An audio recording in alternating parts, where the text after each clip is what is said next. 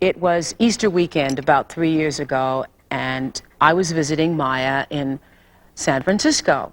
And she had said the night before Easter Sunday that we were going to sunrise service, which I'm not going to argue if she said we are going, but I thought, oh, got to get up early and go hear the same sermon you hear every Easter Sunday, because when I was growing up in church, our pastor, Reverend Powell, rest his soul, preached the same sermon every Easter. Christmas, he preached about the wise men going back another way. And Easter, he always preached about how they rolled the stone away and Jesus wasn't there. So I was prepared to hear how they rolled the stone away and Jesus wasn't there, because he is risen.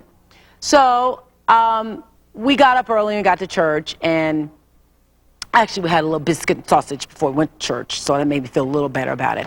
And we got to church, and I was totally unprepared for every single sense of the experience. Because, first of all, there weren't the regular kind of people you see in church. Like when I was growing up in church in Nashville, everybody used to come to church just to see Ms. Watkins walk down the aisle. She tithed every Sunday, but actually we thought she was tithing just so she got to wear a new outfit and wear her hat. So everybody would turn to watch her walk down the aisle and bring her tithe, because she was the only person who was tithing in the church that we knew of. So I thought it was going to be sort of that kind of thing. There were all kinds of people, just people from every different background, every race. It was wonderful, because I thought, this is a different kind of church. What kind of church is this? People were coming in off the street who hadn't dressed, who'd been sleeping out on the sidewalk. I remember one guy who got up and testified, and I remember Reverend Cecil Williams saying to him, you're high right now. And he said, yes, he was, but he was working on getting better, and he knew that Jesus didn't care. And I just thought, what kind of man is this that runs a church where anybody can come and say anything and feel the Spirit the way we all felt it? It was Reverend Cecil Williams. I have never seen a church like that. I've never experienced people like that who felt so close to what I believe God is, and I believe the goodness of God is in everything.